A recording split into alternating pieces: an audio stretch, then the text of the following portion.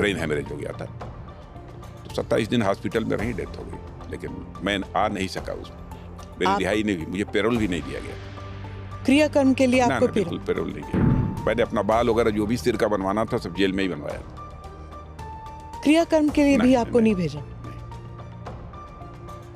वो लोग हम लोगों के ऊपर तानाशाही का आरोप लगाते हैं। जब मैं राजनीति की बात और मर्यादा की बात करती हूँ तो फिर हमारी हिस्ट्री में एक वो चैप्टर है जिसके बारे में कुछ लोग अभी भी जानते नहीं हैं कि क्या हुआ था, और वो है इमरजेंसी का किस्सा। ज़्यादातर लोग नहीं जानते हैं, खासकर यंग यूथ जो है वो जानते नहीं हैं वो डार्क चैप्टर के लिए। उस वक्त के बारे में आप बताइए। आप 2 साल जेल में थे, आपकी उम्र 23 साल की थी। 18 साढ़े 18 हाँ, हाँ 23-24 साल की उम्र थी। उसी समय मैं जेल गया था 18 महीने के लिए। 18 महीने के लिए जी। और उस वक्त के बारे में बताइए, आपको जेल में क्यों डाला गया था उस वक्त? मैं क्योंकि इमरजेंसी का हम लोग विरोध कर रहे थे। आप स्टूडेंट लीडर थे? स्टूडेंट लीडर नहीं था, मैं टीचर हो गया था, लेकिन फिर भी जेपी मूवमेंट में शामिल हुआ था। और उस समय सारी पॉलिटिकल पार्टीज ने मिलकर उसी हमको 24 साल की उम्र में ही जेपी मूवमेंट का कन्वीनर बनाया था, जिले का। मिर्जापुर सोनभद्र दोनों एक जिले हुआ करते थे, उसका मैं कन्वीनर था।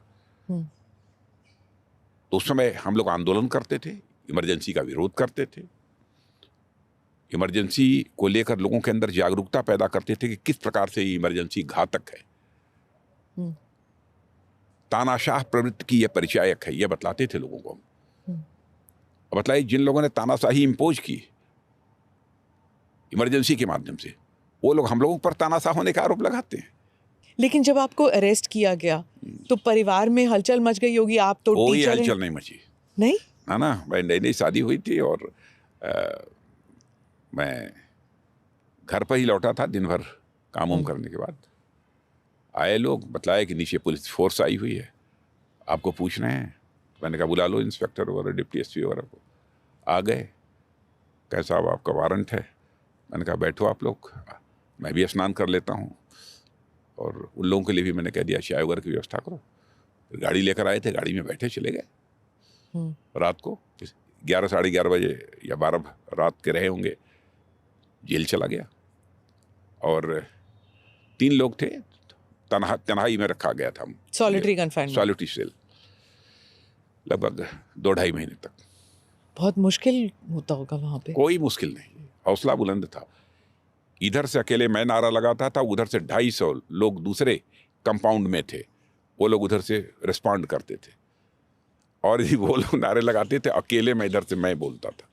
इमरजेंसी के खिलाफ, तानाशाही नहीं चलेगी, नहीं चलेगी, ये लगता था उस समय। तो उस साइड में कौन था, आप जानते थे? नहीं, हमारे हाँ, सब हमारे उसी जिले के लोग थे जो कि इमरजेंसी के दौरान गिरफ्तार हुए थे। बहुत सारी पॉलिटिकल पार्टीज के लोग गिरफ्तार हुए थे उस समय। हाँ। और जब आपको सॉलिटरी कन्फाइनमेंट में रखा गया, आपके पास क्या किताब या कुछ पढ़ने के लिए अखबार आते थे, किताब आता था, क्या था? कैसे आप वक्त गुजारते थे वहां पर? उस समय पुस्तक वगैरह कुछ नहीं दी जाती थी। एक पीतल का तसला होता था, उसी में दाल दी जाती थी और वैसे ही हाथ पर रोटी दी जाती थी। और तो लेकर हम लोग कुछ दिनों तक, जब तक था मैं वहाँ सॉलिटरी सेल में, उस समय तक हम लोग खाते थे। हाँ। और कुछ समय के लिए हम लोग को बाहर भी निकालते थे, रात को फिर बंद कर देते थे उसमें, सॉलिटरी सेल में। माने वो कंपाउंड था, उसमें और कोई नहीं था, हम 3 लोग थे। लेकिन वो लोग भी मुझसे पहले ही छूट गए थे। पर आपको 2 साल तक क्यों रखा? मतलब लोग वहाँ से सेंट्रल जेल 90 मुझे ट्रांसफर कर दिया गया। हाँ, जहाँ पे पंडित जी भी थे वहाँ पे। मैं बहुत अच्छे स्वभाव का था, इसलिए रखा। लेकिन आपके परिवार ने तो सोचा था कि आप 1 साल में बाहर निकल आएंगे या 3 महीने में बाहर निकल आएंगे। नहीं, जब डिस्ट्रिक्ट जेल मिर्जापुर से मेरा ट्रांसफ़र हो रहा था सेंट्रल जेल नैनी के लिए, तो सैकड़ों पुलिस थी, प्लेटफार्म के ऊपर लेकर गए थे मुझे लोग। तो मेरी माँ वगैरह में मिलने के लिए सब आए थे, लेकिन मेरी माँ ने उस समय भी कहा था, बेटा चाहे जो कुछ भी हो गया माफ़ी मांग के मत आना। पुलिस के लोग रोने लगे। और आपकी माँ का निधन हुआ? वो तो इमरजेंसी जब 1 साल समाप्त होने लगी, तो हमारे एक चचेरे भाई हैं, गाजीपुर पोस्ट ग्रेजुएट कॉलेज में मैथमेटिक्स के लेक्चरर थे, तो उनसे पूछा तो उन्होंने कहा कि भाई 1 साल हो गया, अभी अब तो आ जाएंगे। तो उन्होंने कहा कि नहीं माँ, 1 साल के लिए बढ़ गया, इमरजेंसी बढ़ गई। तो उसी समय उसके कारण जो है ब्रेन हेमरेज हो गया था। तो 27 दिन हॉस्पिटल में रही, डेथ हो गई। लेकिन मैं आ नहीं सका उसमें, मेरी रिहाई नहीं हुई, मुझे पैरोल भी नहीं दिया गया। क्रियाकर्म के लिए ना आपको ना, बिल्कुल पैरोल नहीं दिया गया। मैंने अपना बाल वगैरह जो भी सिर का बनवाना था सब जेल में ही बनवाया था। क्रियाकर्म के लिए भी नहीं, आपको नहीं भेजा? नहीं। वो लोग हम लोगों के ऊपर तानाशाही का आरोप लगाते हैं, कल्पना करिए। तो फिर किसने किया था? अपने गिरेबान पे झाँक कर नहीं देखते हैं लोग। मैं जो भाई वगैरह थे परिवार में, उन लोगों ने किया। आप मैं आखिरी नहीं पहुंच बार पाया। आप मिल नहीं सके?